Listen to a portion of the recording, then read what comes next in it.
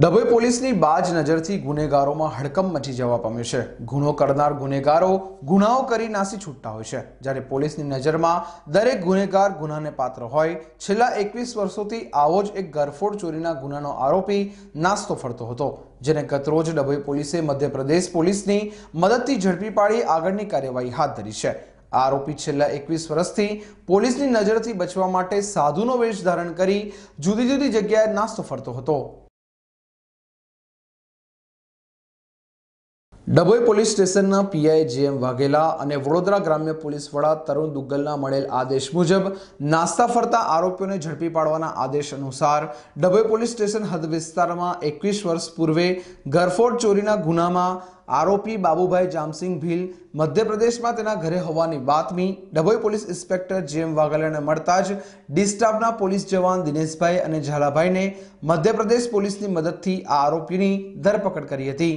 છેલ્લા 21 વર્ષોથી આ ગરફોડ ચોરીનો આરોપી પોલીસની નજરથી બચવા માટે સાધુનો વેશ ધારણ કરી જુદી જુદી જગ્યાએ લુપ્તો છુપતો ફરતો હતો, પણ ડભોઈ પોલીસની બાજ નજરને પગલે આ ચોરીના ગુનામાં સંડોવાયેલ આરોપીને ડભોઈ પોલીસે ઝડપી પાડ્યો હતો અને અન્ય કોઈ ચોરીમાં તેનો હાથ છે કે કેમ તે અંગેની તપાસ હાથ ધરી હતી। તો ડભોઈ પોલીસની આ કામગીરીને પગલે નાસ્તા ફરતા આરોપીઓમાં ફફડાટ વ્યાપી જવા પામ્યો છે।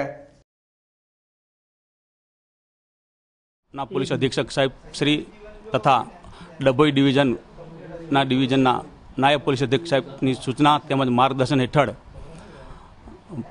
Point Shri Dabhoi police inspector સાહેબને મળેલ માહિતી આધારે છેલ્લા 21 વર્ષથી નાસ્તો ફરતો આરોપી ડભોઈ પોસ્ટે ફર્સ્ટ ગુના નંબર 103/98 નો આરોપી ભાગતો ફરતો હોય, જે આરોપીની એમપી પોલીસના સંકલનમાં રહી ડભોઈ પોલીસ સાહેબની બાતમી આધારે પકડી પાડેલ છે અને આગળના બીજી કોઈ ચોરીમાં કરેલ છે કે કેમ તેની વધુ તપાસ ડભોઈ પોલીસ કરી રહી છે અને આગળની તપાસ તજવીજ ચાલુ છે।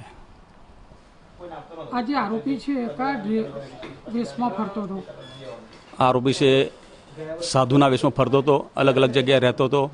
એનું નામ છે બાબુભાઈ જામસિંગભાઈ ભીલ, રહે એમપી ધાર જિલ્લાનો છે અને છેલ્લા 21 વર્ષથી ભાગતો ફરતો હોય। કયા ગુનાનો આરોપી? ચોરીના ગુનામાં પકડાય છે। સબસ્ક્રાઇબ કરો ફેક્ટ ફંડ ન્યૂઝ ચેનલને અને YouTube ઉપર બેલ આઇકન દબાવી સમાચારોની તમામ અપડેટ મેળવો।